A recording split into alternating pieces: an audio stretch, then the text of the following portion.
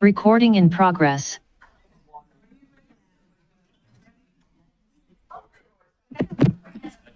Good morning. It is March 18th at 10 a.m. and I'd like to call the Truckee Meadows Water Authority Board of Directors meeting to order and welcome everyone. If we could have a roll call, please.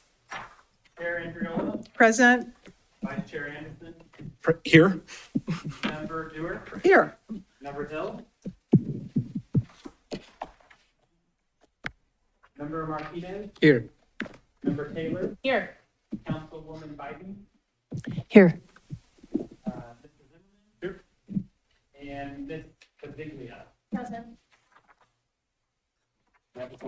Thank you so much. We'll move now to the Pledge of Allegiance. And Ms. Farmer, if you would lead us in the pledge, please.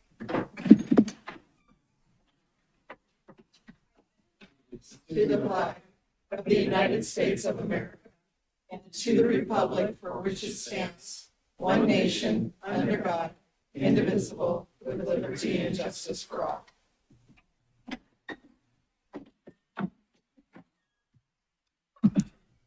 Thank you. We'll move now to possible board comments or acknowledgements. Does any board member have any? Public comment. Oh, my gosh. See, you're trying to go Don't get angry at me for forgetting you, Mr. Powell. I was excited because we were going to introduce Ms. Farmer and I was already there. So I'd like to call for public comment, please. And I have Mr. Powell. Thank you. Yes, please. Thank you. And if you could just identify yourself, and I just want to have a friendly reminder that there are 3 minutes. My name's Ed Powell. I'm a customer in Reno. I'm very happy with the many people that are involved in delivering our excellent quality water. That's not a problem. I would like the board and the standing advisory committee and the office staff to read the reviews on your very own website. You have a 2 out of 5 star rating. I think the majority of those, I'm going to guess, deal with billing.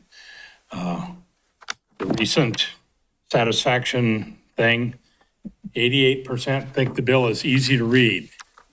That's correct. But actually being credited for your payment is a bigger problem. There's evidently a third party that handles your payments. There's a significant time lag, like more than a week. I think most people are worried about, will the post office get it there on time? But the problem seems to be your third party billing getting to you guys. I recently wrestled with check versus debit myself. The third party charges $2.95 for a debit, which most of the world uses, instantaneous. Doesn't charge for a check, but then that's where you get your problems with checks. So I would ask you guys to read your own reviews and see if you can improve that. I'm curious when who the third party is and when their contract expires. You guys should get a better company to represent you. This third party is not helping you or the citizens.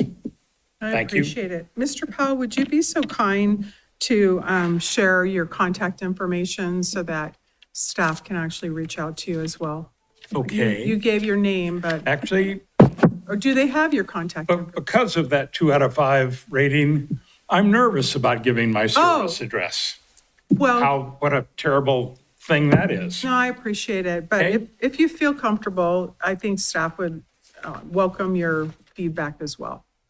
It's up to you. Okay, I have communicated with them Oh, perfect. over my bill.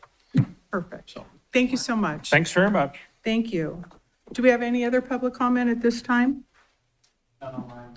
Okay, thank you. So we'll now close public comment, move to item number 4, which is possible board comments or acknowledgements. I'll first go to the board and then I'm going to go to Mr. Zimmerman. Does the board have any comments they'd like to share? Mr. Zimmerman, please. Thank you, Chair Andriola. So I wanted to introduce Lisa Farmer. Lisa's in the back. She's our new administrative assistant, taking over for Sonia Folsom. Her first day will be this Monday.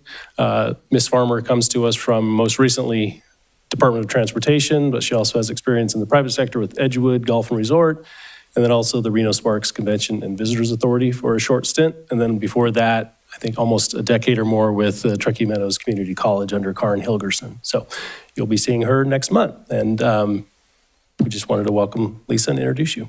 Great. Well, welcome. And I think everyone hopes that you heal quickly in terms of you up there. We're not having you there because we want you to be there, but in light of just the logistics, we appreciate you. And hopefully we'll have you healed and back here, and we look forward to working with you a lot. Yeah, thank you. Well, thank you. All right. Madam Chair, just noting for the record that Member Bell joined. Oh, great. Member Hill, can you hear us?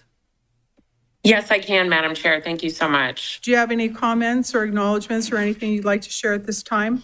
No, thank you. All right, we're going to go ahead and close item 4, move to 5 for approval of the agendas. Anybody have anything they'd like to change? If not, I'll entertain a motion at this time. Move to approve. We have a motion and a second. A motion by Member Anderson, a second by Mr. Miguel. Any further discussion? Hearing none, I'll call for the question. All those in favor signify by saying aye. Aye. Any opposed? Motion carries unanimously. Thank you. We'll close item 5, move to item 6, approval of the minutes of the February 18th, 2026 meeting of the TMWA Board of Directors. Any changes that anyone would like to note? Hearing none, I'll entertain a motion. Motion to approve? We have a motion by Member Taylor. We have a second? Second. Oh, that was a tie. We'll go with Member Toor. I have a motion and a second. Any further discussion? Hearing none, I'll call for the question. All those in favor signify by saying aye. Aye. Any opposed? Motion carries unanimously. Thank you.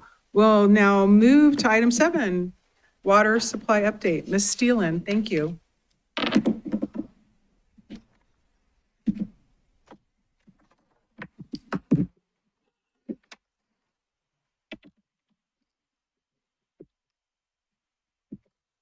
Good morning, Good morning. Chair and Board. I came to you last month in the midst of our one big storm this winter, and now spring has arrived. So, but fortunately, even though it is been dry out there and warm and the snow is melting rapidly, we are in really good shape, which I'll show you, thanks to our upstream reservoir storage. So our Truckee Basin snow water equivalent, again, the amount of water that's actually in the snowpack, you can see in the black line is this water year's snowpack or snow water equivalent. And it really increased during that late February storm and then has started to rapidly melt out. We're expecting actually peak flows to occur within the next week or so, which is about a month earlier than we would generally expect. So that is continuing to decrease. But we, again, are still above average on precipitation due to a lot of those large rainstorms we had in the fall. And so, again, the black line shows above median while the green line is median. And so we're at about 109% of average for actual precipitation for the water year. The soil moisture is still kind of at record-breaking levels, again, because of that early season moisture we've received in the form of rain, and also now that the snow is melting into the soil. So that's a really good, actually, in terms of runoff efficiency. So instead of the snow melting and going into the soil, it can go into the rivers, creeks, and reservoirs.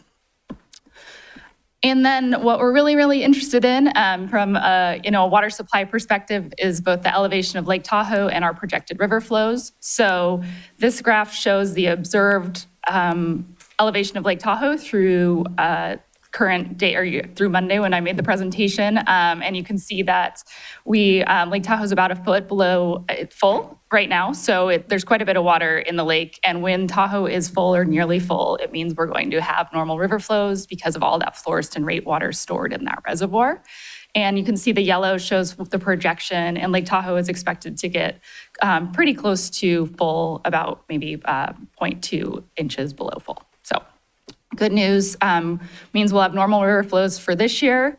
And obviously we can't predict what's going to happen next winter, but if Lake Tahoe stays kind of full, we are anticipating probably almost 2 years of normal river flows. Again, normal river flows are when the Florestan rate is met, and so the Florestan rate is expected to be met through the entire water year and fall season. And so that's the 500 cubic feet per second during the summer months, and that means that all water rights holders will be satisfied. So we are not expecting to have any sort of drought situation under the Truckee River Operating Agreement or any enhanced conservation because of the robust upstream water supply. Truckee River system storage is actually at about 80% of capacity, and that we haven't started storing into a lot of that flood storage space yet. We did receive a deviation to start storing into the Donner flood space, and that was from the California Division of Dam Safety. We requested that since runoff is occurring so much earlier, and so they did grant us that. So we've started to fill up Donner Lake and our privately owned stored water in that reservoir. And the other reservoirs are going to start filling that into some of that flood storage space. Our current total upstream storage is about 38,000 acre feet. This is just our drought storage. So those stores that we tap into when we're in a drought situation and, when enhanced conservation is required. That 38,000 is pretty average for a year like this when we have not been in a drought situation. If it continues to stay dry, you will see that number start to increase as we start to credit store more water later in the year if we expect the drought, kind of a drought to continue. With that being said, we are not in a drought in this region. Other parts of the state are hedging into that kind of moderate drought territory or abnormally dry territory. But because, again, of that precipitation we received in the form of rain, we're not in a drought. And unfortunately, the upcoming forecast does not look promising. It looks like spring is here to stay, above average temperatures and not much precip in the forecast. But maybe April will bring us some rain showers, yet to be seen. So with that, I'm happy to take any questions. I think the key takeaway is I think we'll get a lot of questions about this warm weather and early season runoff. But from a water supply perspective, from TMWA's perspective, we have sufficient water supplies and aren't expecting any abnormal operations. Great, well, thank you. Any questions for Ms. Steele? Just one. Thank you so much, Ms. Steelen. One of your graphs showed the runoff, and you said that it was good that we had a lot of moisture in the soil. And can you just explain that for us? Yeah, so you can see in November on this graph, so that we're looking at the black line again here, that's this water year. I can't really see like November. We can't see the key very well. So the bottom is, so you can, the first, The red? if you look at the bottom, the x-axis, those are the dates. And then the black line, the boldest line on there is the current water year. Yeah. The other bands show kind of the percentiles. I was just wondering, you said it was good that we had a lot of moisture in the soil and that the water was going to the river. Yes. But I would have thought something different, that it's good to have the water stay up in the mountains and in the soil up there rather than running off. But maybe there's other issues at play. So sometimes when the soil is very dry, the water ends up just infiltrating into the soil and never makes it into the streams or reservoir. Yeah. Versus when it's wet, instead of infiltrating into the soil, it stays on the surface and runs into But the you're river system. basically saying we want the water in the river. Correct, the river and reservoirs. Yeah. Right? Yes. Okay. Yes. Ideally, we'd like to have both. Yeah. Yeah, and that's kind of where we're at right now with this really high soil moisture actually is we have really wet soil and we're getting that runoff because of that. Right. Okay, thanks. Great, thank you. Thank you. Any other questions? Ms. Hill, do you have any questions? Well, hearing none, thank you so much. You. I'll go ahead then and close item 7. We're going to move to a public hearing on the rates amendments. And certainly, Mr. Bowman, I am going to ask the board if anyone would like a presentation. There is nothing that has changed, is my understanding. I want to confirm that. So I don't want to be the one to confirm that. Would you confirm that nothing has changed from the first reading to the second reading that's before us? Yes, that's correct. Okay, just want that on the record. If there is a request for a presentation, please let me know. If not, I'm going to call for public comment. Is there any public comment on this? None online. Okay, so hearing no public comment, I'll ask for a motion, please, to approve. This is the second Ms. reading. Andriola? Yeah, Could you just have them, not the presentation, Yeah. but just recap how it's going to impact the rates, the percents and stuff that we're talking about? Yes, so Matt Bowman, Tomo CFO for the record, and I do have Catherine Hansford from Hansford Consulting here with me. So there's varying impacts. Different customer groups are impacted differently based on the results of this study. And then Right. even within those customer groups, individual customers are impacted differently because of the of their blocks. usage. Yeah. To summarize it, our single-family residential customers, we will collect less revenue from them, meaning generally their rates will go down. Multifamily customers, those rates will go up. Commercial customers, those rates will go up. And our irrigation customers will go down slightly. And would you remind us why we're making that shift? Yeah. Lowering residential rates, increasing other rates. Sure. So this is a cost of service study. So we are required to ensure that our customer classes are not cross-subsidizing Right. each of the groups. And so what it costs TMWA to deliver water to one group, that's the amount of revenue that we need to collect from that group. And so when we did this study, which again was driven and helped a lot by Catherine, who's done a lot of these, what it showed is that we have to make adjustments within those customer groups based on the results of that study. Gotcha. And so our residential customers, of which I think is our biggest class, should be very happy. They should, especially if most of our customers have 3/4-inch meters. About 75% or about 100,000 customers have 3/4-inch meters, and they will save. Yeah. Now, I don't personally have a 3/4 inch. I think it might be a 1.5 leftover, or one and a quarter, 1.5 left over from when it was irrigation. And you're saying though, but you also said irrigation will also see a reduction. Yeah, very, very small reduction on the irrigation And side. it's up based on the width of the diameter of the pipe? Yeah, so the meter charges for anything over a 3/4 inch, those are going to increase, but the usage charges decrease. Okay, So that's why some will see a reduction. gotcha. All right, thanks. thank you. I also would like to take a moment and thank Mr. Zimmerman and thank both of you, along with the other staff that held a special meeting for stakeholders that I attended that meeting. It was extremely well done, and I think it set a lot of misinformation, or actually, I'm going to rephrase that. I think it really cleared up any confusion, quite frankly, not misinformation, but possible confusion. And so I just really want to thank you for the opportunity. You guys did a great job. It was really well done, and I thank you for extending that opportunity to those folks who really needed to hear it as well. But at this time, I'm going to, if there's, yep. Thank you. Mhm, Thank yep. you. One more. Yep, okay. Speaking of communication, thank you for that, allowing the stakeholders to voice their thoughts and concerns. Should this pass today, will there be further communications, just notifying everyone of what's taking place? Yes, there will be. Okay, and it'll just be kind of a summary of here's what to expect. Yep, exactly. Okay, Yeah. perfect. Thank you. And just to emphasize, part of the meeting also revealed that a better way to also look at opportunities to communicate is certainly going to be welcomed by TMWA, as well as those that also have a responsibility to a certain extent to be engaged in the process. So it was very powerful in terms of holding that special meeting and enhancing the communication. So thank you again. Any other questions? Member Hill has her hand. Sure.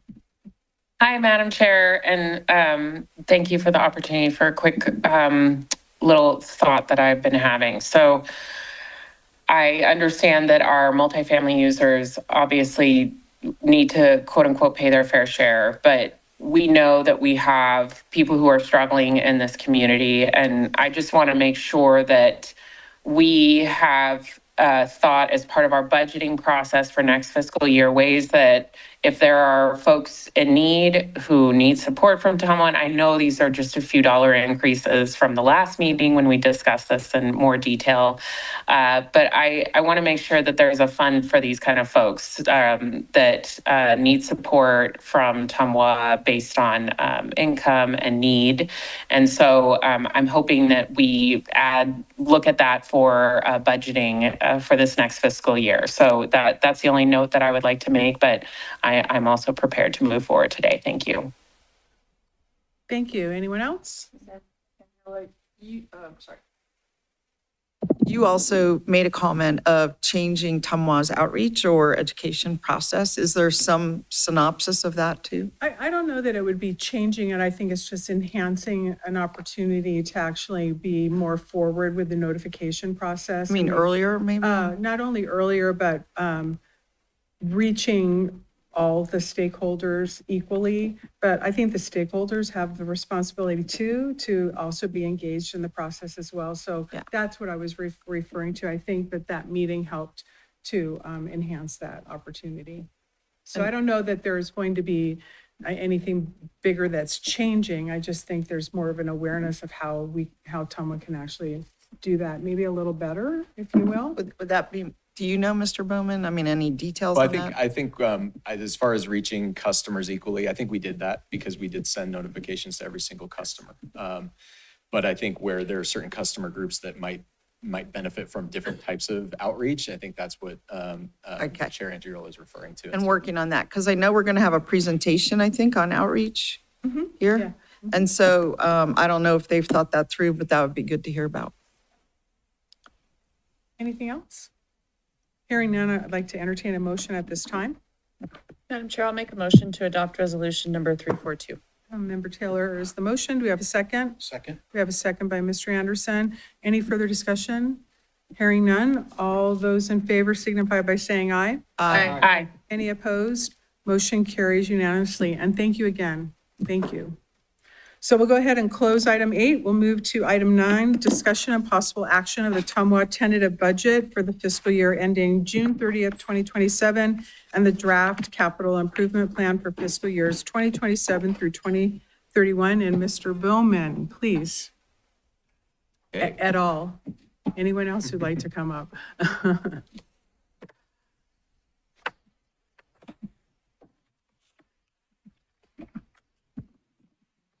Okay.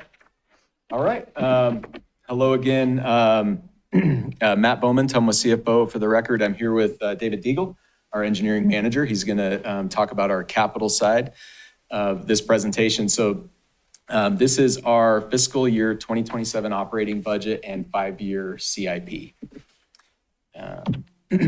So just to remind the board of the fiscal planning timeline, here we are in March. This is the tentative budget and CIP. In April, we bring this to our standing advisory committee, and we also file it with the State of Nevada Department of Taxation. In May, we'll bring a final budget back to the board and also file that with the State Department of Taxation.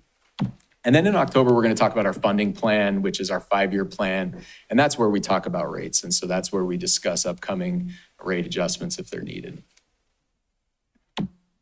So we'll start diving into the numbers here, and I'm going to start with the operating budget, and then Dave's going to wrap up with capital plans. So on the operating budget side, this table and the tables following are going to show fiscal 27 budget compared to fiscal 26 budget. So last year's budget compared to this year's budget. We can talk about what has changed and why there have been changes. First thing I want to look at is operating income. So you can see it's close to zero, and it's actually an improvement from last year. And I think this is a result of a couple of things, is that we have tightened our belt on our operating expenses. We've done that through headcount. We've done that through services and supplies.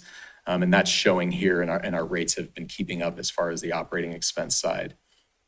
What this does not include is debt service. And so we have about 30 million in debt service each year. And so this is operating revenue and depreciation expense as well. The next thing I want to talk about is the net change in cash. And so you can see a reduction during the year projected of 16 million in cash. And so really what's driving that is capital outlays. And so Dave's going to talk about that later on, but we've we've been very effective in recent years in getting capital done. And so that's good because it's building the system, it's repairing the system, it's rehabbing what needs to be rehabbed. But it does affect our cash position. And so that's why we see a reduction here. Operating revenue. So I'm going to dig into a little more details within the income statement. First thing I want to talk about is water sales. So you can see that's the biggest part of what we have coming in for operating revenue.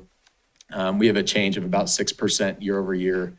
And that's resulting of a 3.5% rate increase that was already approved that's scheduled to go into effect in May. We use average water year. We project about 1% of growth.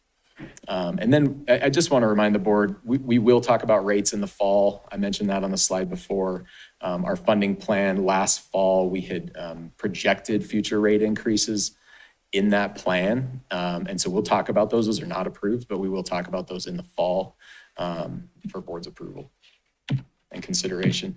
And then this is a pie chart that just shows the makeup of our water sales. So you can see the majority of our water sales comes from our residential customers. That includes both single family and multifamily. Close to 3/4 is from that. 13% is commercial, and then another 13% from irrigation, fire protection. Operating expenses. So this is where we have salaries, wages, benefits, and services and supplies.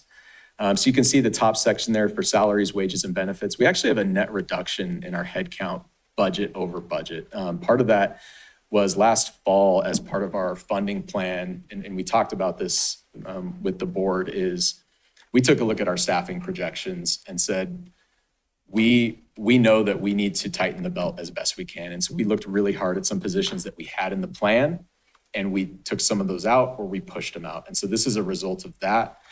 In addition, we're moving to contracted security operations. And so that's about 6 headcount that is going to move to contracted operations.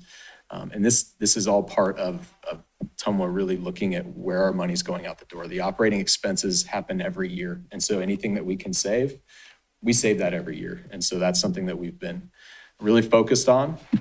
At the same time, we can't sacrifice our service. We cannot drop below a standard level of service. And so we keep that in mind as well. And that's a balancing act, as you all know. Services and supplies, kind of a nominal increase here, about 1.5% year over year. And I think that's really the same thing. Even though we're seeing inflationary pressures, our staff has done a phenomenal job in doing what needs to be done, not doing more, and then also just looking at things and saying, is there a better, more efficient way to do this that has a positive fiscal impact? And we've done that. And in this part of the budgeting, I want to kind of give just a brief overview. And really a thank you to all the departments at TMWA, because this process is bottom up on services and supplies. We go department by department. Everybody looks at every single line within their budget. People are involved from leadership and below to saying, here's what we've done, here's what we need to do. Is there an opportunity to save here? And we really, really nailed down on it. It's a very intensive process. And it takes a lot of time and it's compressed, but our staff does a really good job. So I want to say thanks to all the staff for doing that. Non-operating revenues and expenses. So primarily here we have investment earnings and interest expense. Interest expense is pretty standard. All of our debt is fixed. So nothing too noteworthy here. This chart at the bottom is total budget. So this looks beyond just non-operating revenues and expenses, but I think it's a helpful chart to look at. It gives you a picture of where money as a whole is going out the door. And salaries, wages, and benefits here makes up 33% of our total, where services and supplies is 28%, debt service 17%, and then rehabilitative capital 22%. And then you can see the numbers there on the table to the right. And I want to touch on this slide too. I want to give an update to the board because it's related to debt. Is we had a successful refunding of our 2015 and 2016 bonds in January. We talked with the board about that. We were planning to do that. And although the market was a little tumultuous on the week of the refunding, we got it done, and we net present value savings of $9.7 million, or about 13.5% on $75 million of debt. So it was a successful refunding, and we'll close that on April 2nd. So we priced a couple weeks ago, and it was a negotiated sell with RBC, and it went well. And so really that's impactful because that will benefit and help to offset future rate increases going forward. Capital contributions, this is the last section of the income statement. So in here, I'll talk about grants. So this top line, we have $31.2 million. Most of this is related to American Flat. And so it includes the total of the grants, including $30 million from the Bureau of Reclamation. TMWA's portion of that is $9 million because we share it 70% and 30% with City of Reno. But because of the accounting, we have to recognize the entire amount here. Excuse me. And then another amount for community grant, and then also SRF principal forgiveness is included in that as well. These two items here are our connection fees. And so this is cash coming in the door from developers for infrastructure that TMWA has constructed. And so these two are projected to remain pretty consistent with last year. And this chart shows these amounts, these two combined amounts year over year since 2019. You can kind of see the increase following COVID, and then it's stabilized really, and we continue to see pretty consistent growth, pretty consistent connection fees. Debt service coverage ratio. This is something we always want to look at. So there's a couple of measures here. It's our senior lien debt service coverage ratio, which is the blue line, and then our total or our all-in debt service coverage ratio. And the board goal is 1.5 times on debt service coverage ratio. So that's that line there on the, you can see the kind of the top checkered line. That's what's required by our policy. And then 1.25 times is what's required by our bond covenants. And so this is looking back to 2021 through what we forecast to end 2026 at, and then what we're budgeting for 2027. So the calculation of this is operating revenues minus operating expenses, and then we divide it by our debt service. So what we're projecting for fiscal 27 is 1.42 times. That's below the goal of 1.5 times. However, we have been below the goal for the last couple of years as we got hit kind of with inflation. Rates have started to catch up. And so this is improving, but we're not quite there yet. And so there's just some risks here in this is, continued inflation, tariffs, we don't know what that's going to look like, just general price increases. And then lower than budgeted water sales, that will affect this ratio in any given year. Upside is we could have higher than budgeted water sales.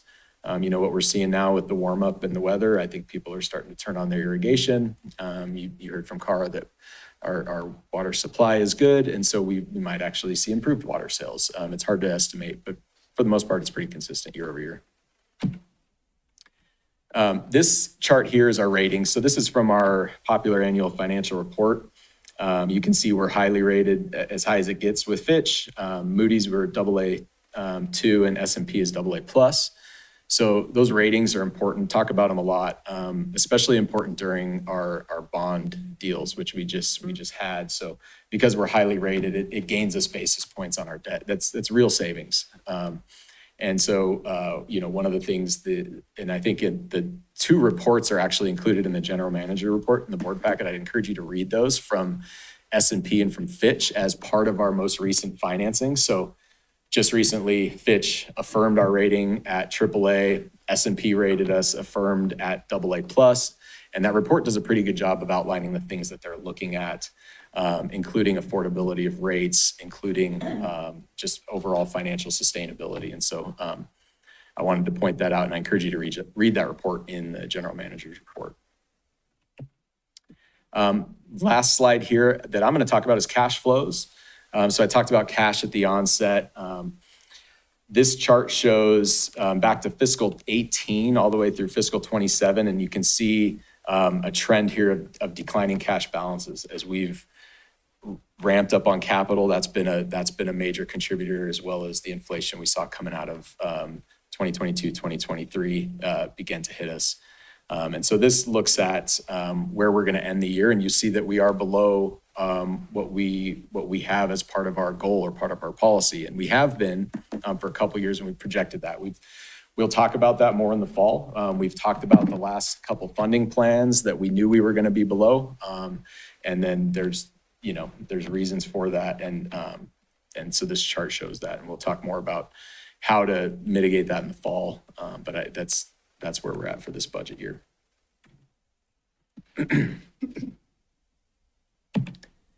And with that, I'm going to turn it over to Dave Deagle to talk about capital. David Deagle for the record.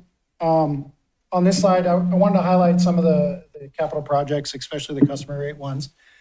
The first one being water main replacements. I've done a presentation before where we talk about the street and highways program. Looking at the aging infrastructure of our collection system, arguably the most expensive asset we have is our distribution system. Taking those opportunities, and we're investing $16 million in this next fiscal year with opportunities that RTC mostly is presenting to us. They're doing a lot of work, so we take an opportunity to do a lot of work to get ahead of it instead of the more expensive route of doing it after it's more reactive. The Highland siphon replacement, that is a 70-year-old siphon that is at the intake that feeds Chalk Bluff, the Highland Canal. As you guys know, the gravity system is a lot cheaper to run Chalk Bluff than the Ore Ditch pump station. And it's a aging infrastructure that's really near its end of life.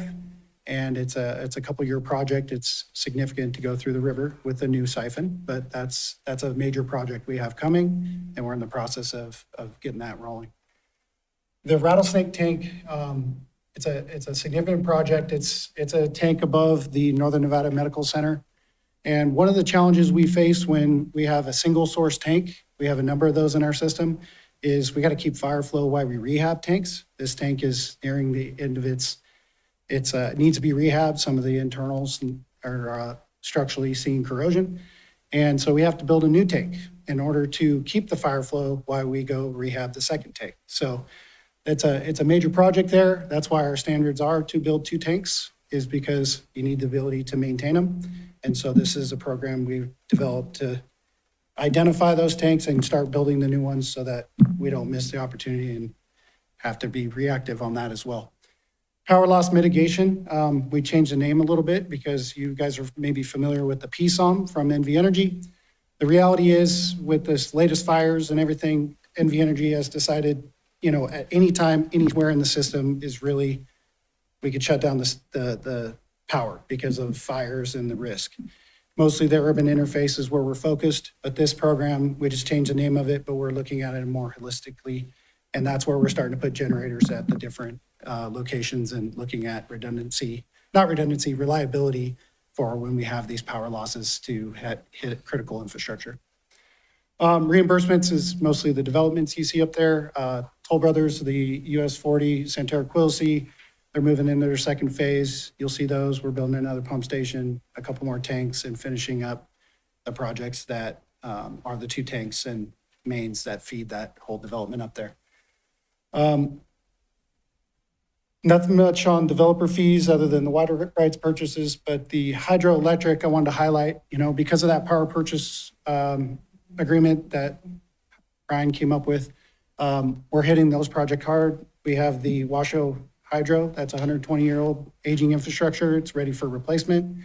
So you see that one up. That's a significant project. And also we're making improvements to the Flash Hydro for better efficiencies and that kind of thing. And that's thanks to the Ryan's group back there that they're taking the lead on that, but our capital group's really focused on that as well. And you guys who have been here before, you've seen this slide before. This is really showing a kind of a graph of the growth in Reno, kind of goes along with it. As you can see, in the 1990s and the 2000s, we had a pretty good growth boom in Reno and Washoe County area. The important aspect of this is, as you can kind of see, the existing infrastructure is aging out. And we have these asset management programs where we go inspect and we start seeing how much maintenance are we spending on it, and we're analyzing when's it time to replace. And we look at it from a proactive approach. These last 3 years, you've seen we've increased that due to those programs and where we're at in this chart. We're really starting to see the 1990s to 2000 infrastructure starting to reach the end of its life, and we're getting those things replaced. We're building in better redundancy, and getting things up to our standards. And so you've seen the increase in capital. If we continue with this trend, as you'll see in the 2000s, we just have more to do. And if we fall off that trend, then it becomes more reactive, which is much more costly. And I think that's what we've done a good job of trying to get ahead of this stuff, get it where it's, still able to keep the service and build a new one instead of more reactive, which ultimately just costs more to build. All right. Thanks, Dave. So I'll wrap it up briefly here. So just summary, water sales increasing, operating expenses are increasing as well. Our non-operating expenses are about even year over year. Our capital contributions are going up primarily because of American Flat, should that project be approved to continue. Net change in cash is decreasing. Again, the higher capital spend, as David mentioned. Our 5-year capital spending has increased, although not a big increase year over year, only about 2% in total year over year on the capital side. But that's it. That is our tentative budget and CIP. So with that, we'll take any questions. Thank you. Open it up to questions at this time. Ms. Taylor. Thank you for all the work that you put into this. I heard a couple of things. I'm just going to make some global comments. I think that we are a customer service agency. So my priority is we have to deliver excellent customer service, and listening to the public comment that we had today, both to our rate users, our developers, and everybody. So that is one of my priorities. And when you mentioned maybe we might be doing some reductions in the staff or operating, I want to make sure that you have all of the tools that you need with the people to deliver that excellent customer service. So throughout this process, I would be more in favor of putting more resources into people and delivering that, because we're, our residential services and even our developers and our geothermal and stuff, that's where we're making our money. So we need to make sure that all of those customers are satisfied. My question is on attachment C. This is probably just one thing that I'm picking out. There's a contracted services line item of about $11 million. I'm not exactly sure where that is, and I couldn't necessarily find it in some of the backup documents. So Yeah. I'm sure it's there. There's just a lot. Yep, no, it is. And so there's a lot in there. It's anything from our landscaping contracted services. So all of our sites that we have a landscaping company that goes out and does that. So that's a part of it. Okay. We have on the billing side, our billing provider, our call center, that's contracted services as well. So that's included in there. So there's a lot of different things in there. And I think, hearing you say that, Member Taylor, makes me think that I should probably break that out a little bit more next year, because I think I could provide some more detail that would be helpful to understand what's actually in there. Okay, so in these contracted services, if there is a customer service component of it, I want to make sure that we are in charge of that. Yep. And it's the face of TMWA.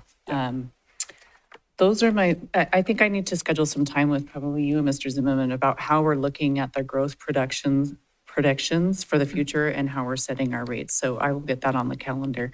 But that's it for now. Thank you, Madam Chair. Thanks. Yeah, I just, can you refresh us on how many staff TMWA does have? Right about 300. 300. Yep. And then when you said you took some reductions, was that previously 310 or something, or what?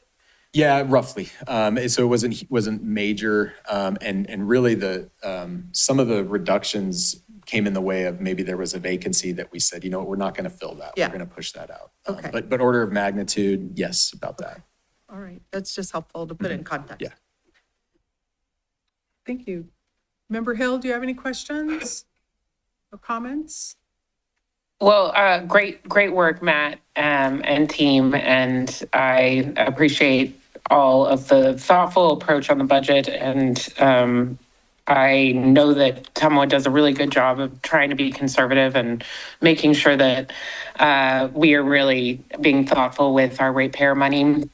I was wondering on this idea of supporting folks who are in need, and knowing that we have an ombudsman who does this type of work for TMWA, and if there's any potential to have a little bit of discretionary money as need be to just support folks who need a little help over the next fiscal year, and what the staff's thought is on that. And so thank you. Yeah, thanks, Member Hill. So we don't currently have anything in our policy that allows for that, but I mean, it's always something that the board could consider adding, and I don't know if Mr. Zimmerman wants to add anything to that. No, that's correct. It would currently be against policy, but we could look into that. It's also a reason we support the low-income household water assistance program. I know Congress has not funded that in the last couple of years very well, but that's why we're leaning on them and supporting our national water agencies in continuing to fund that program. And then it's also based on just our internal customer service with our customer service manager, Marcy Westlake, talking with customers and working out payment arrangements with them when they need to. That's a follow-up. So so you're saying we don't have anything like the power company has with lifeline rates that are actually, I know that you can spread your bill and average it, right? Which helps. But I think they actually have a discount. And I know in our sewer program at City of Reno, we have a rebate program that helps people with their sewer bills, and it's probably only the bottom 5%, that get a helping hand. And if it was against policy, that's set by the board, is that right? Correct. And so it's just something, Ms. Hill, to continue looking at, I think. And I think as to the lifeline rate, I mean, and Sean Stoddard can talk to this, but it's that first tier, that's the indoor water use, that is the lifeline rate. And so that's why that rate is set where it's at. Yeah, and just the cost of service item that was just approved, we decreased that rate even further. So Good job. I want to say that. Anything else? Well, oops, go ahead. Thank you, Madam Chair. Potentially, I think it'd be good to have a discussion about this at the board level, just because I don't know about the rest of you, but this is a constant thing that I'm hearing of just higher utility rates and people struggling.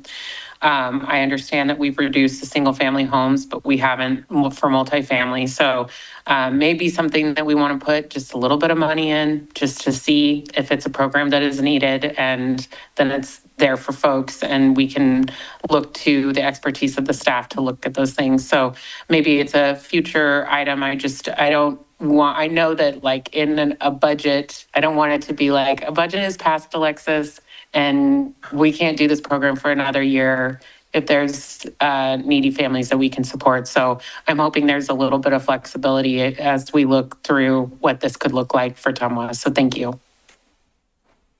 Thank you. Anything else? Well, I have a couple things. One, huge kudos to you and the team for looking at always setting that balance on the bonds. That is a science without a science. And understanding the net gain, if you will, of a 9.7 million really tells a big story about the expertise and the commitment of looking at that balance. And I really think, to your point about understanding what those ratings mean and that what that leverage gives you in actually making that opportunity very successful, right? So my question is the 9.7, you didn't know necessarily, and it closes on April 2nd, but is it in here essentially, the 9.7? It is. Okay, Yeah, good. yeah. Okay. Just wanted to ask that. And then I also wanted to remind everybody that power purchase agreement really made a huge difference. And if for everyone remembering what that looked like and what that meant, I think is another accolade to being forward thinking and looking at what can be leveraged within the power to which you can, right? And the fact that, Mr. Deagle, as you mentioned, being proactive and looking at how to be efficient and how to capitalize, if you will, on RTC as an example, and getting ahead of that and working with partners is essentially saving money. Bottom line, that's what it is. And the more that can be saved, the better opportunity of not having to increase anything in a perfect world, wherever that is. Because if we could figure out where the spout was in the sky and we could actually control that, that would help too, but it doesn't exist. So always that balance, and I just really want to make sure that you and the team are acknowledged for how delicate all of this really is in terms of, you know, the atmosphere and then all of the other things and being so proactive. But I do have one question for you, Mr. Zimmerman, and that is, and I cannot remember, I was trying to look for it, but the model that you're putting into place that is going to really elevate TMWA throughout every position. And what is the name of the model again? The equity management model? Yeah, so it's effective utility management. So it's our strategic planning framework. Effective utility management model. Does it count that I'm aware of the model? But the point is that that model has also, and looking at it, has the potential of everyone thinking about this way.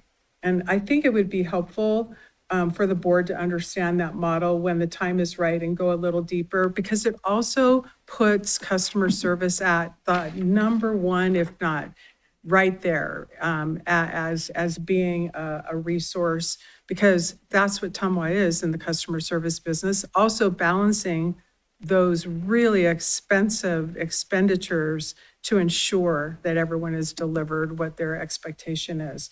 So having said that, I would like to request that we look at that model and then understand that. And to Ms. Taylor's point, we all agree that the customer service is important. And I think it's helpful if we understand that a little more, because that's really going to drive this model is going to help drive all of this. And I think it's good for us to understand what that means. Yes, we'll plan on bringing that back at a future board meeting. Okay, thanks.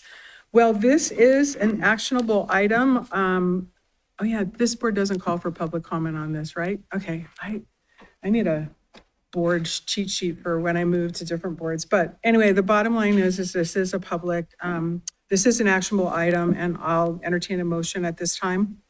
Move to approve the tentative budget for the fiscal year ending in June 30th, 2027 and draft capital improvement plan. Great. We have a motion by Ms. Taylor, a second by Mr. Martinez. Any further discussion?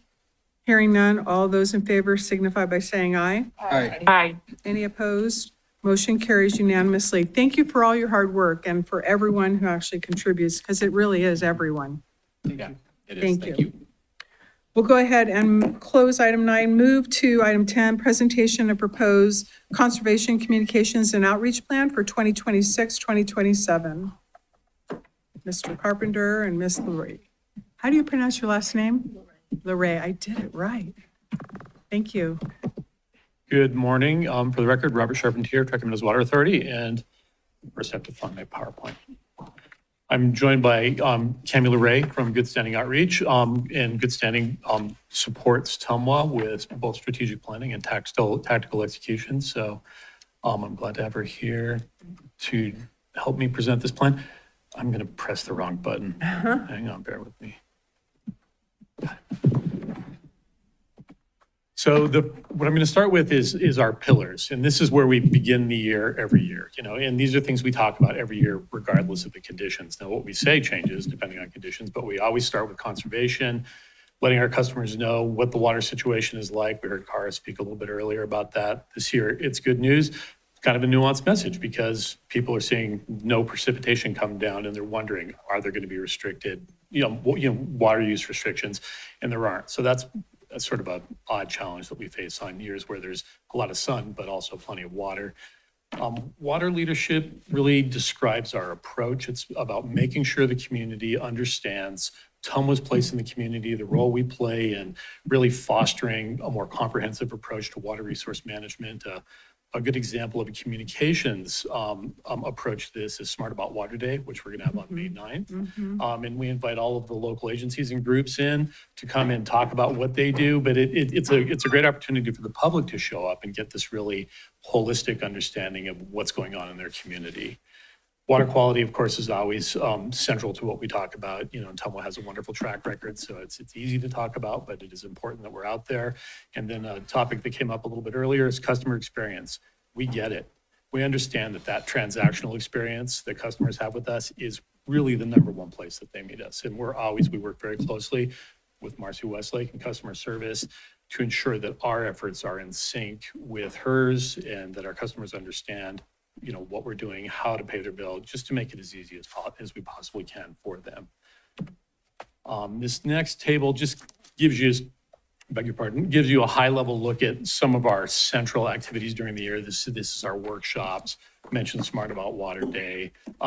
Coming up soon is Water Supply Outlook. That's really started as a media outreach and continues to be, but we've increased the number of stakeholders we invite. But that's just to make sure that frames up the year, the Water Supply Outlook, letting people know what to expect. And it's particularly helpful with the media because when they go into the year understanding what our water situation is, that informs the reporting and it makes life a lot easier for our staff.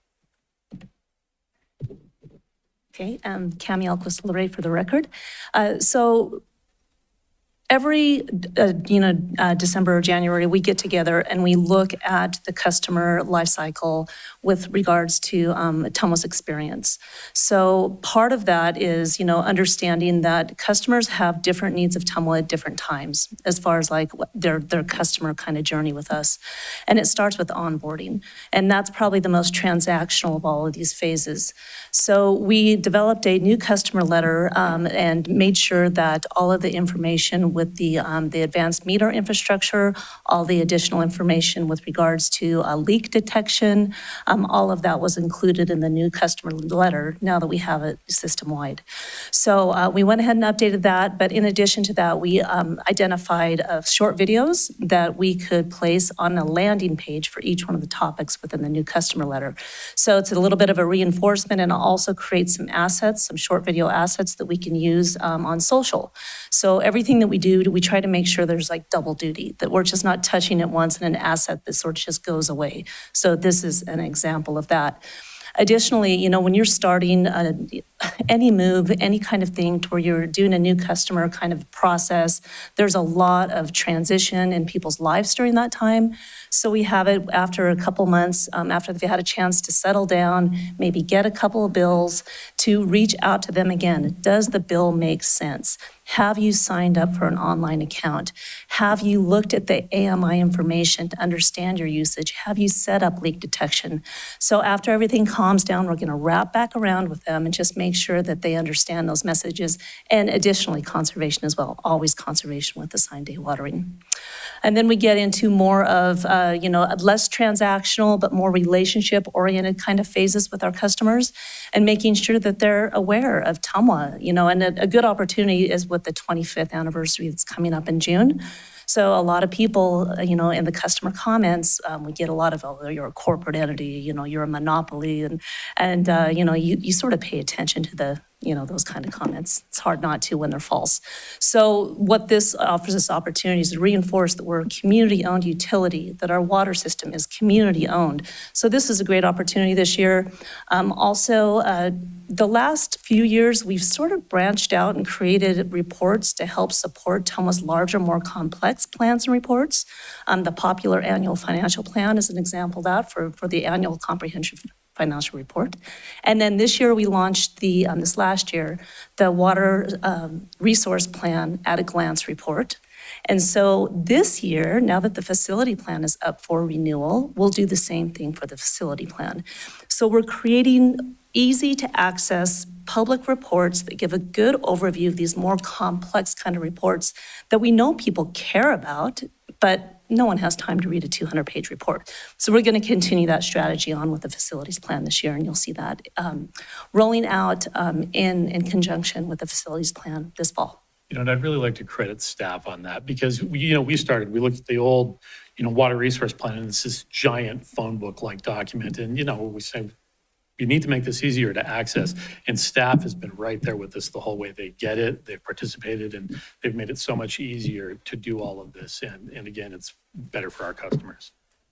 Yeah, and then as far as getting into the engagement phase of everything, now that we have AMI across the system, we really want to push using that and through multiple channels. So, for example, the irrigation workshops, making sure that, that the AMI component is part of that, the bill inserts, the buck slips, being able to reinforce it with social throughout the high use season. So we're looking at multiple ways of talking about AMI and leak detection protection through the heavy season. And then just a strong call to action to fix those leaks, the little stuff. This year, we decided there's so many survey comments and we've got trends that, and I know that you guys hear it too, about growth, about development. You might hear a little bit about water quality with some consistency. So, we've tried different tactics. So we're mixing it up again this year. And then on the customer insert that gets mailed out with the bills, we'll go ahead and quarterly have a customer corner. And we are going to use verbatim, we're not going to sanitize these except any cuss words, no, but verbatim quotes from customers, and we're going to address those as a Q&A. And so that's going to be once a quarter. So we just soft launched it with water quality in January. We're going to focus on conservation in May. And then as we get into the fall, I believe I have to look at my notes here. In the fall, we're talking about growth and development, pulling those questions out. And then in December, we'll go with bill payment methods. So again, focusing on what we know people care about the most through survey comments and pulling it into what we do. And the customer comments corner is another example of that. And then we're just getting into, with the assigned, I'm going to hold off on the American Flat project because we have a slide on that, but we have to make sure that people are aware and engaged because we have a groundbreaking come up and work closely with the city of Reno on that. And then we've got, the supportive elements of what we do, the customer should be aware of. With DRI, we have a localized water curriculum. We're in year 2 of 3 developing those lessons. So we're getting in a space that we can really help communicate and broaden awareness about that with the teachers. So WCSD is going to be a pretty important stakeholder group for us coming into the coming year. And then always with the Middle Truckee River Watershed Forest Partnership, which is a really unique partnership, National Forest Foundation, the USFS, the Nature Conservancy, Truckee River Watershed Council. Everyone meets monthly, and we as an organization, I'm helping TMWA develop flyers and trailhead signage and those kind of things that are pretty easy for us to do. And then we're leaning on the partnership. We'll go ahead and provide that, and then they'll go ahead and help us produce, distribute, and get those signages installed. So we're working with the partnership in that way. And then finally, beginning to explore a little more with intention with getting testimonials and case studies going with our customers. So that's sort of the big picture arc. We're trying to meet customers where their interests are and deliver on a customer lifecycle kind of phase. Yeah, and this is an example, just we don't have to stay here long. This is the new customer letter. You can see that on the front to the left, those are the key topics. And then if they click on those links that are, you can't really read them very good, they'll get to those videos of particular interest. That little QR code at the footer of the first page. When customers click onto that, it automatically opens a contact card on their mobile devices, and they can save TMWA emergency phone numbers directly into their phone by doing that. So it's click, and they'll always have those phone numbers. And then the backside of course, is our assigned day water program. This is a cool one. Cami alluded to it a little while ago. So, and serendipitously, TMWA's 10% the age of America. So as we celebrate 250 years, TMWA celebrates 25 years. And it really is a perfect opportunity to reinforce to the community the importance of this locally owned, locally controlled water utility and all of the good things that does for us. Because it does allow us to really focus on a regional approach to water resource management. And it allows us to partner very closely with local municipalities and local agencies to make sure our efforts are working in concert with theirs. So, so basically the whole is greater than the sum of its parts. And so this celebration, we're going to start at Smart About Water Day. We're going to have extra displays there. We're definitely going to be out there on social. It just gives us an excuse to talk about what a great job all the people that we work with are doing. So.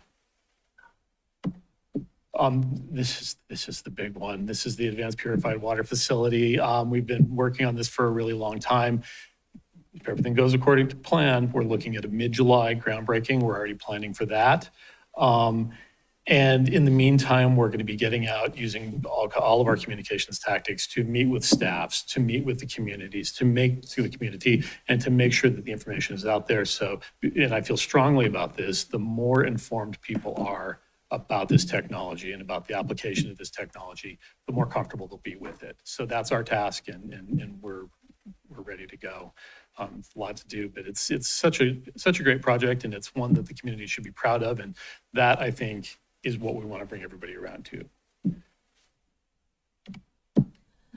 Yeah, and this is just an example of that partnership that I just referenced. So we have e-newsletters that go out twice a year.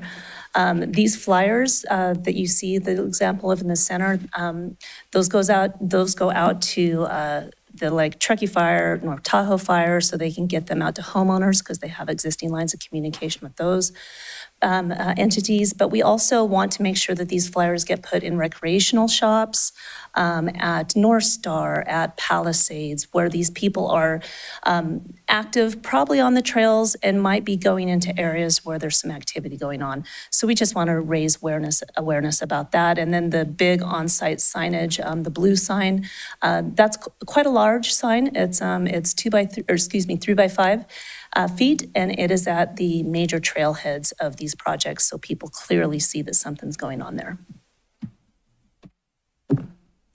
So this is our stakeholder map. This is our cheat sheet. When we're trying to identify, who needs to be communicated to about different issues, this is where we turn. And if you dig into it, you can see it's pretty comprehensive.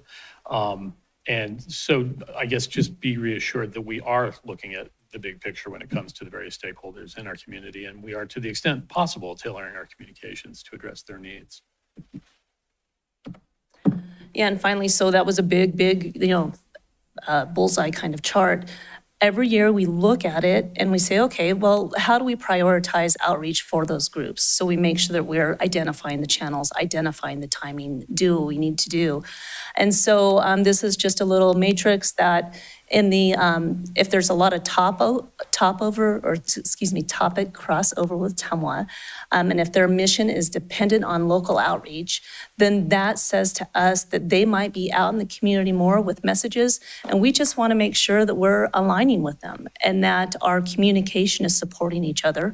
So everything is timed right, and so the public isn't getting bits of information at the same time or at different times, that we're just, unified in making sure that there's no confusion on these sort of key stakeholders that we work with. And One Water Nevada is the perfect example of that because, particularly in our collaboration with the city of Reno, and we work very closely with them on our communications because, we all want to be saying the same things in harmony. So, there you go. So, and we just put this slide on here. These are just our communication channels and tactics. And we just wanted to bold out a few that are going to sort of get advanced this year.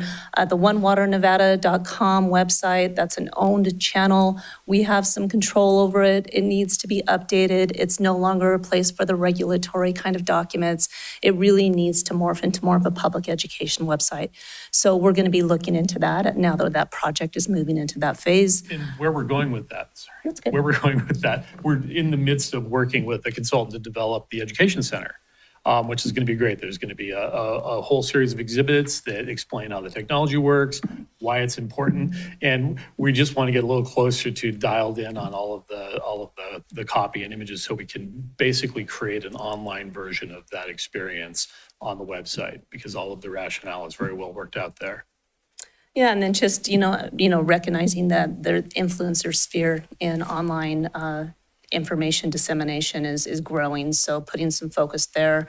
With our paid media, it's our most expensive single item on our budget, so getting really smart with how we are spending that money, with geofencing, making sure that we're being very targeted about where those ads are being seen so we get a little more bang for our buck. And then starting to lift the cover on underwriting and sponsorships. And I think that this isn't necessarily traditional media per se, but there are opportunities out there with organizations that do work that does support the same kind of thing that TMWA supports. So how are we using our outreach dollars to support them through underwriting and sponsorships? So we're going to take a pretty big look at that in the coming months, just to make sure that, number one, we can reduce a little bit of that budget and get a little smarter with it at the same time. With that, I'm open to questions. Thank you. Thanks for all your hard work.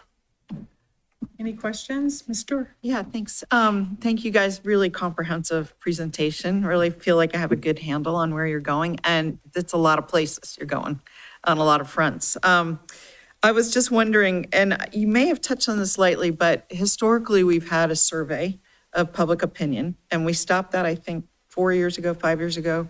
But what replaced it? And just because we did have the comment this morning, we have talked about it a little bit here at the board.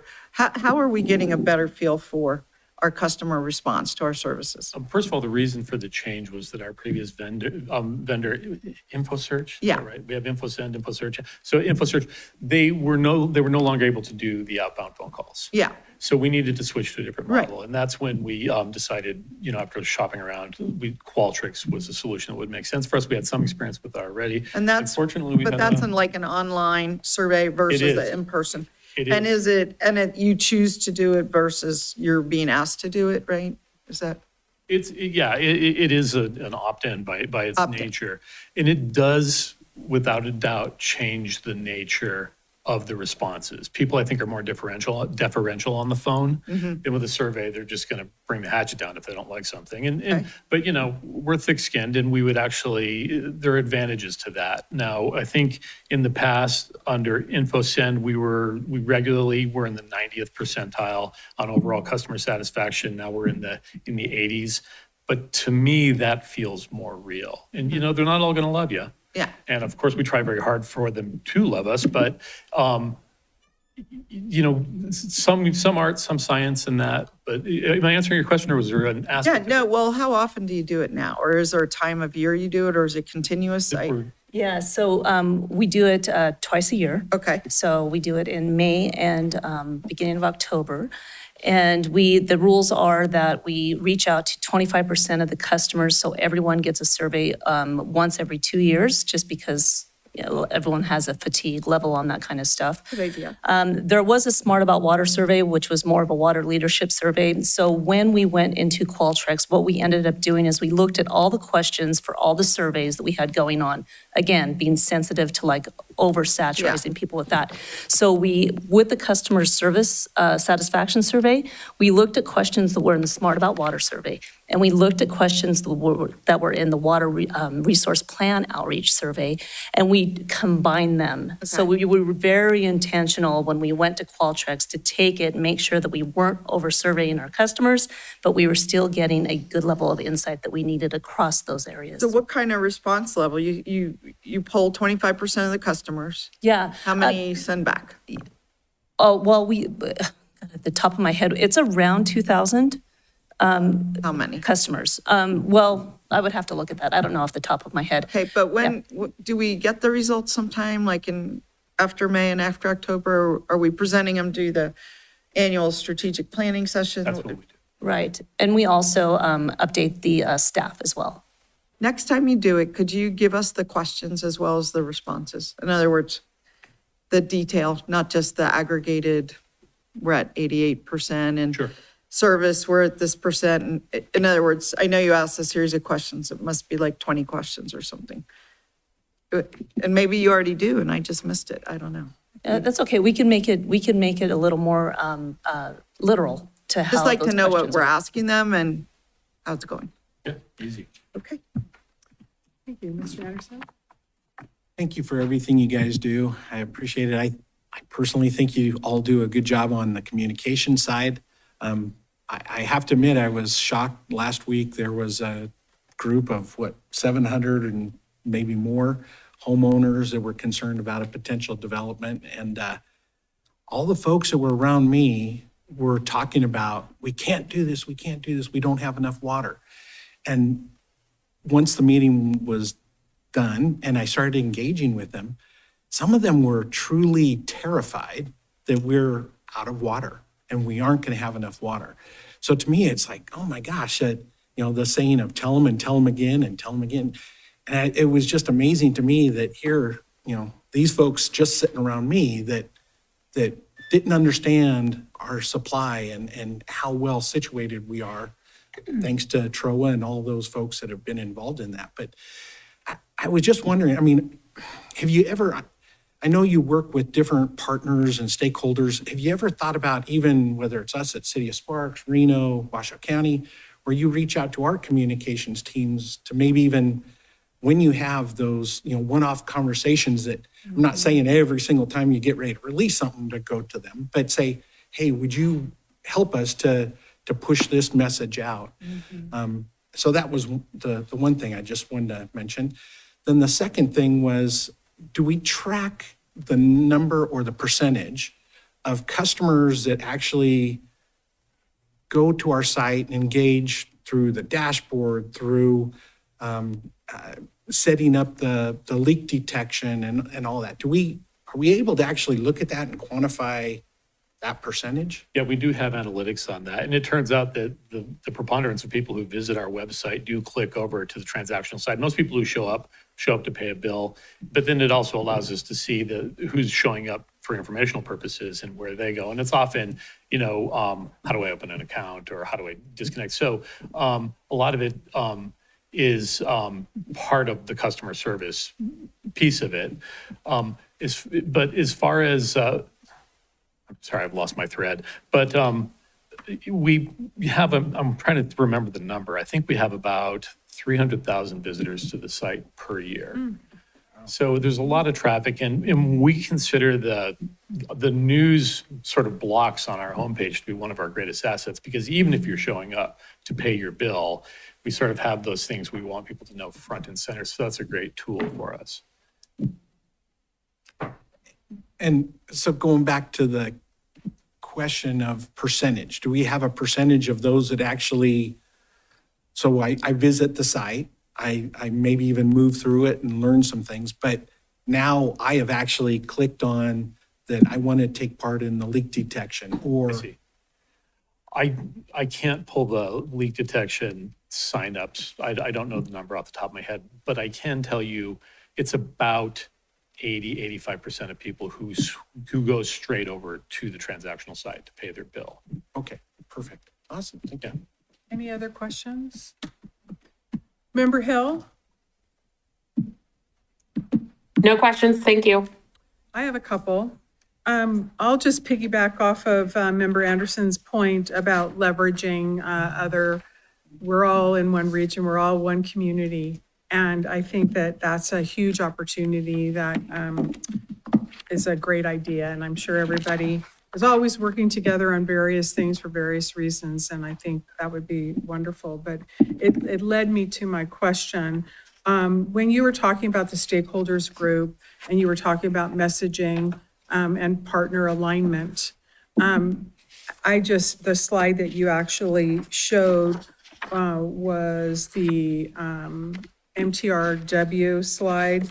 And I immediately thought the Middle Truckee River Watershed Partnership, for instance, and the title is addressing extreme wildfire risk. And I thought immediately, what a great opportunity to leverage resources. And maybe you already do that in terms of whether it's living with fire or this home hardening call that's out right now in various ways for various reasons. As an example, I'm wondering, all dollars are precious and everyone's looking at pennies in the couch. And I wonder if there is an opportunity to leverage those opportunities, right? Where you're having folks that are already sending it out, and then it's, I'll use the term possibly duplicative. And to Member Anderson's point, it used to be 3 because I'm old. So it used to be 3 times you'd have to say something. That's gone. That's thrown out the window. You need to say it like 1,000 times and then 1,000 more, because of all the information that we get as human beings now in various ways. So I am thinking from a fiscal perspective that there might be a leveraging of dollars was still the same goal, right? It's still the same goal, again, as the example that is on the slide, and there might be many more. So I just wanted to throw that out. And then the other is a question. And the ombudsman has a direct relationship with customers for various reasons, for various topics. And I am just curious how that data is matriculated into the analysis of that, whatever it might be. In other words, does the ombudsman actually provide that information so that you then have a good idea that there seems to be a trend on this, or there seems to be a trend on that? Or again, looking at Mr. Powell, who gave public comment on, transactions and some of the delay or possible delay. I have my own story to tell, but I'm going to skip that story. So I think if you're already doing it, great. If you aren't, I think that's an untapped person that has firsthand experience when they're talking to people. So I'm smiling because we're talking about our ombudsman, Kim Mazaris. that is and- exactly who I'm And talking she lets about. you know what's going on. Oh. And she's in constant contact with Marcy Westlake in customer service, and I often get texts from her. So she lets us know. She's a wonderful weather vane. She knows what's going on in the community and beyond just her role as an ombudsman, because she's a former Thomas staff person. And if something's going on next door, I hear from Kim. So she serves that function very well, and I'm very glad to Yeah, have her. and I think Kim is great as well. I'm just wondering in terms of being data-driven and looking at that Yeah. analytical approach, that it's not, and Kim does a great job, I'm sure, I'm not suggesting that, but looking at refining that process so that can get matriculated into the analytics might be something that you've already thought about. And, So and, just throw that out. and Ms. Mazzaros also puts in the operations report, the customer service report, and my general manager's report, kind of it's not data, it's more just written encounters with it and with customers. And so that's the data, that's the information we have to go off of. Great, thank you. And then the other thing I would add is that the local municipal communicators and agency communicators have, in the last year, formed a communications collaborative. In fact, we'll meet tomorrow afternoon. So I'll bring that conversation to that group. But we're already more in sync than we've been since I've been at TMWA. Well, So maybe we're we can definitely heading in stretch the a right penny, direction. For sure. even though pennies are going to be gone, so we might as well stretch what we We'll can. still have a lot We'll of all them, yeah. appreciate stretching as much as we can for all the purposes to serve our community. Any other questions by anyone? Oh, Mr. Martinez. Thanks so much, Madam Chair, and I don't want to belabor any of the points that have already been made, and we've already talked about a lot. So I just want to thank you both for your work in the communications space. And just based on some of the comments that have happened up here with the body and the public comment, just seeing if there are any strategies in place to try to push maybe some of those folks that are participating in the surveys that you talked about. And I appreciate your sensitivity to collecting more real results from those surveys. But it seems like it's not necessarily being reflected on the Google reviews, which is a whole different section. And I may be targeting that in particular, just based on the conversations that we've had today. But if there's any strategies to get people to also participate in that way, maybe it could help offset some of the comments that are being focused there. And I just wanted to offer that for the conversation today.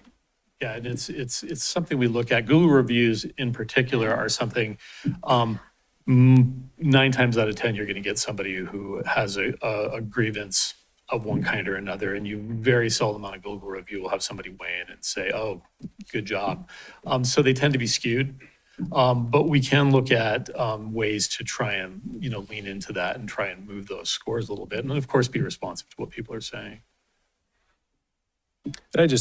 Chair Edrill, I just want to make a comment that, Marcy Westlake, our customer service manager, spends an inordinate amount of time, talking with customers and working through questions they have, bill disputes, any issues they have. So I just want to make that clear that that's a huge part of what we do, and customer service being the most important. But Ms. Westlake does that's the majority of her time is in that communications process. I appreciate it. And the turnaround time on the response, I know even myself, I had a constituent, and the turnaround time from TMWA is appreciated very much. If there are not any other questions from the body, I'll go ahead and ask, this is an actionable item, and ask for a motion at this time. I'll make a motion to approve. Great. Thank you. Well, Presentation. It's possible. see right here? Sorry. That's okay. Well, we Thank have you. given a little bit of direction, I think. I don't think, do we need to memorialize that in a motion? I'm just following the agenda that's posted. Well, that I we made a follow. motion to It's accept the okay, so- report and have staff follow the direction. Yeah, and that I we think that would be provided. great. So we have a motion by Ms. Dorr, a second by Mr. Martinez. Any further discussion? Hearing none, I'll call for the question. All those in favor signify by saying aye. Aye. Any opposed? Motion carries unanimously. So that's a lot of information in that motion. Thank you so much. Thanks Thank you for all you very do. much. Appreciate it. We'll go ahead and close item number 10 and move to item 11, which is a discussion and possible action on adoption of resolution number 343. Ms. Steelan.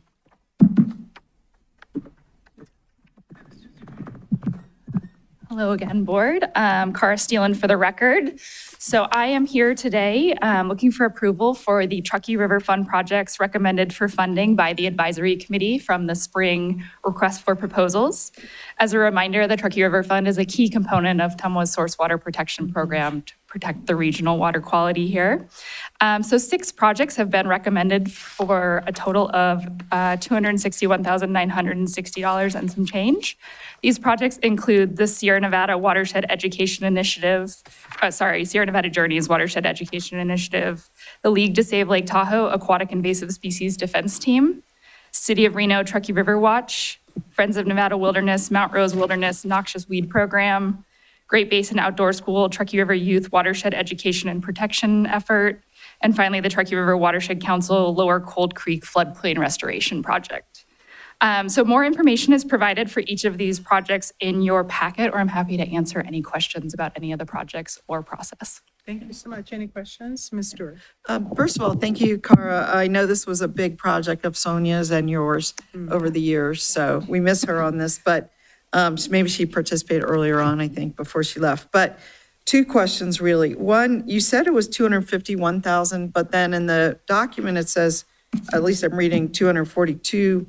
Sorry, maybe I pulled the wrong number. Let me double check. There's okay. 2 tables and it is possible I grabbed the wrong one. You are correct. Apologies. It is $242,907. Okay. Yep. So now that we've established that, I wondered what is actually, we do this twice a year, right?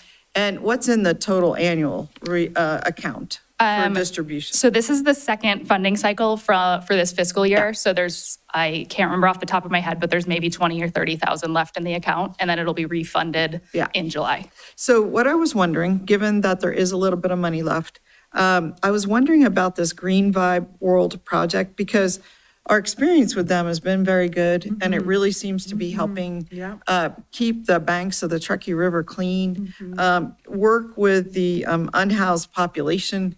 And if we have money, and you may see it differently, and that's okay, but if we have money, I'm interested in hearing about the possibility of funding them as well. That would be up to the board's discretion. Again, I don't know exactly the amount available. The advisory committee did choose not to fund that project due to lack of specificity in their proposal. And also they felt that their budget wasn't quite, didn't provide enough detail. So we did ask that they come back in the fall RFP, which should be open in August. So yeah, they are definitely, I think, a great contender for Truckee River Fund funding. They had proposed $13,500. And you said we had 30,000 about left. And I would have to double check with the community foundation. Right, but anyway, it seemed doable, but I didn't know these issues, so appreciate it. I don't know what anybody else on the board might think. Well, I think we have to follow the process, and I think that you've been able to give, for instance, Green Vibe, I think they do great work as well, but I think following the process is important. Any other questions or comments? Hearing none, this is an actionable item, and so I'll entertain a motion at this time. Move to approve. Second. We have a motion by Member Anderson, a second by... Second, I was not fast enough. What's that? Oh, okay, and well, you, I'm sure, okay. Ms. Bybee's the second.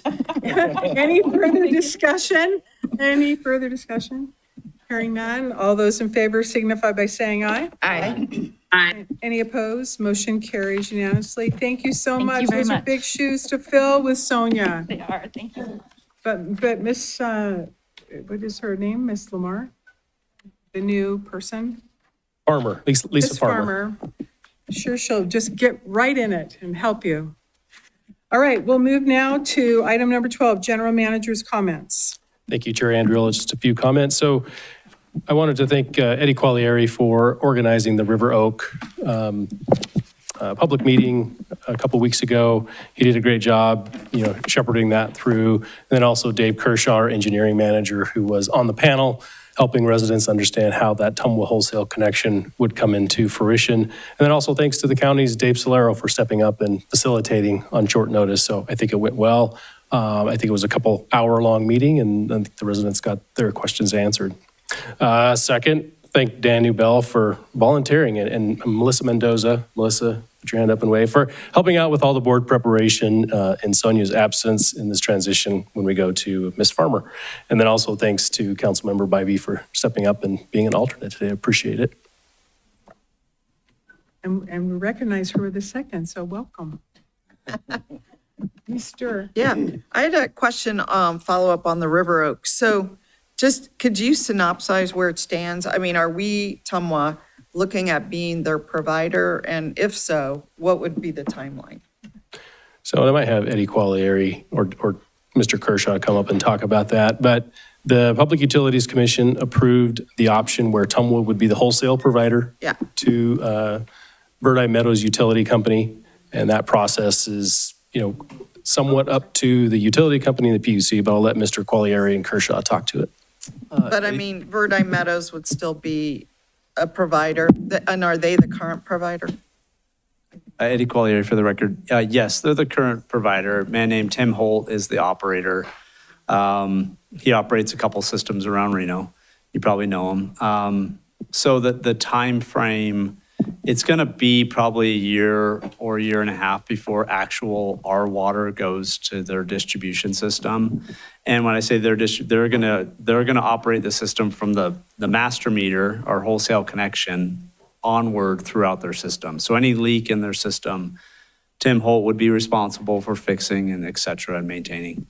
I know they're going for OFA, that's state SRF funding, state revolving fund funding, I think in May timeframe.